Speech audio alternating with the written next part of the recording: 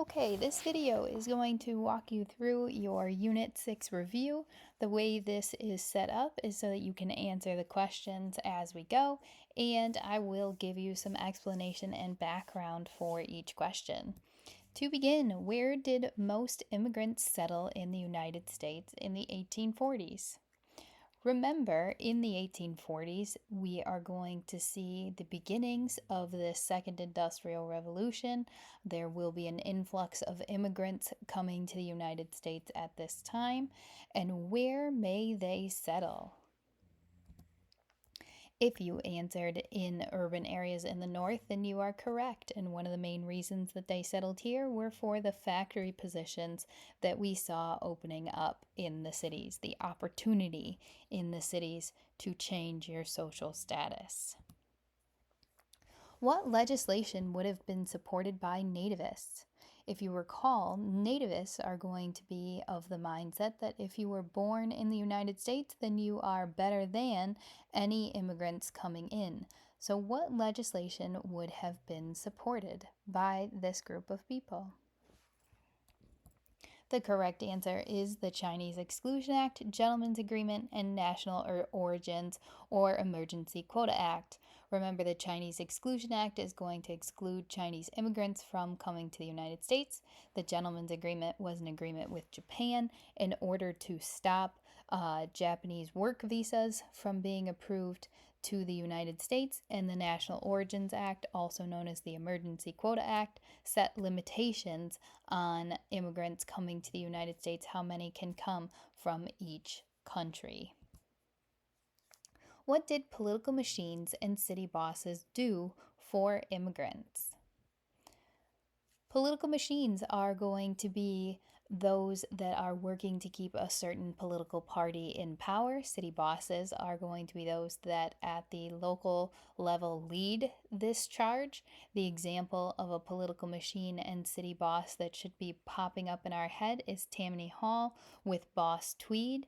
And what they did for immigrants was to provide welfare in exchange for political support.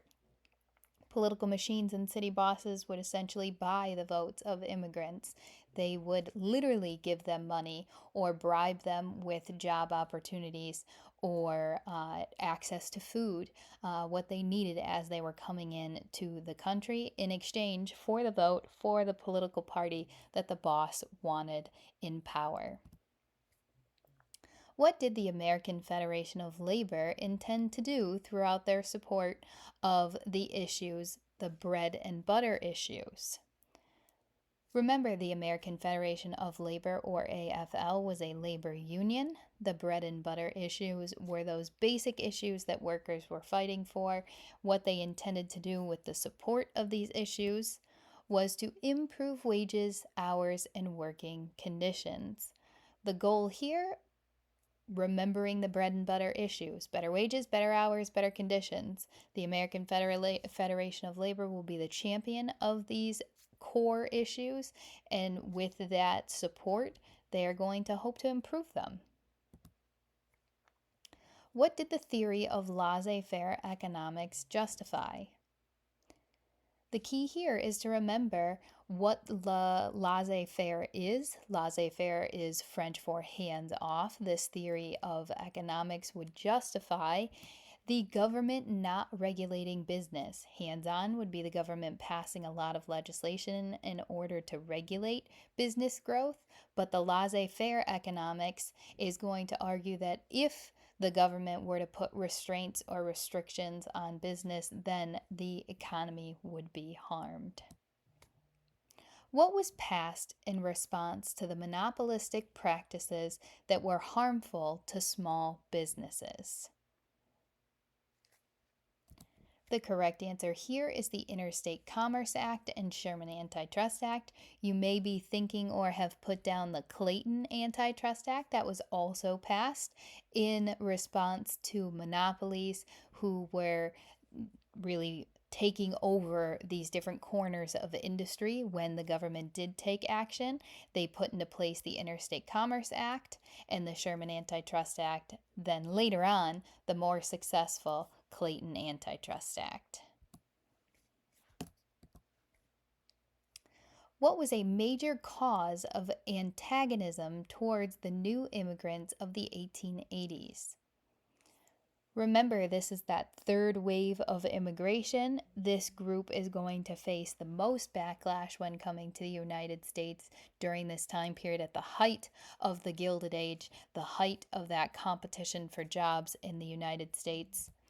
And they will be competing with Americans for those unskilled labor positions. Remember, a majority of our population is in that unskilled labor force, and they are looking to obtain those factory positions and see this group of immigrants as a threat to their livelihood, and that will cause antagonism. Think of an antagonist in a story, those that go against, and that will get you towards the correct answer here. Why was the Gilded Age termed as such? For this question, you would have to remember what the Gilded Age is and what the definition of that term was. The Gilded Age was to describe this time period of the Second Industrial Revolution, where on the outside to the rest of the world, we looked as if we had it all together, that gold exterior, but upon digging underneath the surface, you would find that we were in chaos with the living conditions, and the average life of those workers was not regulated. We were kind of in an uproar on what to do here. So the Gilded Age really recognizes the corruption and the greed that were underneath that superficial appearance of wealth that we projected. How did the government respond to the railroad strikes of 1877 and the Pullman strike in 1894? If you recall the relationship between the government and big business in the Gilded Age, the Second Industrial Revolution, the government wanted to side with big business in order to continue to grow our economy. So, in these times where the workers were pushing back, the government would use military force against the workers to really stop the strike and continue the economy moving forward, showing that the government valued more what these companies brought to our economy as opposed to what needed to be done for the workers. What led to the development of the Know Nothing Party? The Know Nothing Party takes us back to that term nativist and nativism. It will even ring a bell with the term xenophobia. The Know Nothing Party was an anti immigrant party that formed within the government, and they will develop because of the influx of immigrants and that nativist response of the American people to that increase in immigration coming to the United States during the Second Industrial Revolution. What tactic did the American Federation of Labor rely on? This will take you back to what unions or labor unions used as a tactic, how they were getting what they wanted, and the term here is collective bargaining.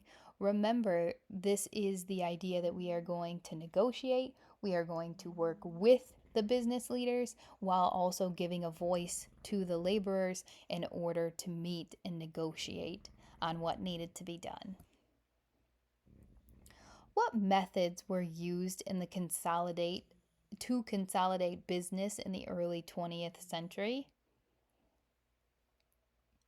Remember, the term consolidate means to bring together, kind of make smaller or close the number of businesses.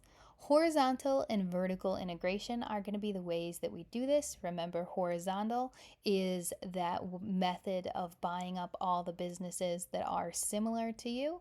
Vertical is buying up all of the means of production to the product that you are producing. Horizontal integration was best used by Rockefeller, and vertical integration was used by Carnegie, both with the goal of creating a monopoly. What caused a decline in the membership of the Knights of Labor? Remember, the Knights of Labor are going to be one of our other labor unions. This would be the first one that we studied really early on. And the Knights of Labor were those protectors of what the laborers needed. The ultimate downfall was that event of the Haymarket Affair, where there was an explosion in Haymarket Square. Ultimately, the violence got blamed on the labor union, whether they were at fault or not. The public began to associate violence with labor unions and caused a decline in the membership of the Knights of Labor. Why did labor unions struggle to get their demands met? Unions did not have the support of the government throughout the Second Industrial Revolution. It's not going to be until the Clayton Antitrust Act is passed in 1914 that the government supports the formation of labor unions and begins to really turn the tide and give laborers a voice. So, throughout the Second Industrial Revolution, unions didn't have the right to collectively bargain, and governments worked to aid the employers. They're going to be on the side of big business. So that really made it difficult for labor unions to get the attention and get legislation passed that would support their needs. Consider two of our business leaders here. How are Carnegie and Rockefeller similar to each other? They both have large sums of money to donate to charitable causes, which they both did. And they both built their trusts on the backs of their workers. So you have the captain of industry answer, where they both gave back to society, and you have the robber baron answer, where they both built their wealth on the backs of their workers, paying them very little, making them face harsh conditions, and lining their pockets at the same time. What effect did the Sherman Antitrust Act have on trusts? If you recall, the Sherman Antitrust Act was the first legislation put in place by the government in 1890 to combat the monopolies or trusts that had formed, and the Sherman Antitrust Act had very little impact on the regulation of these large corporations because it didn't have the specificity needed, the outline needed to tear apart these monopolies. There wasn't really a definition of what monopolistic activities were illegal as termed by the federal government, so it was not able to be used to effectively take apart these monopolies until Teddy Roosevelt comes into the office and becomes the trust buster. What was the purpose of a trust formed by industrialists in the 1800s?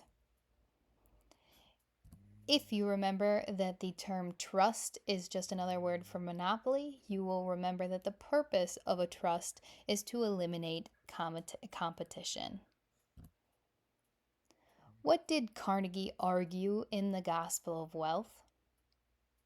If you think back to the activity that you just did last week, you will remember that The Gospel of Wealth, written by Andrew Carnegie, was meant to illustrate to the wealthy what they should do with their wealth that they have created. And he said that their obligation was to make society better, not to hold on to it, not to pass it down from one generation to the next, but to give back to society, to leave this place a better existence than what you found in the beginning.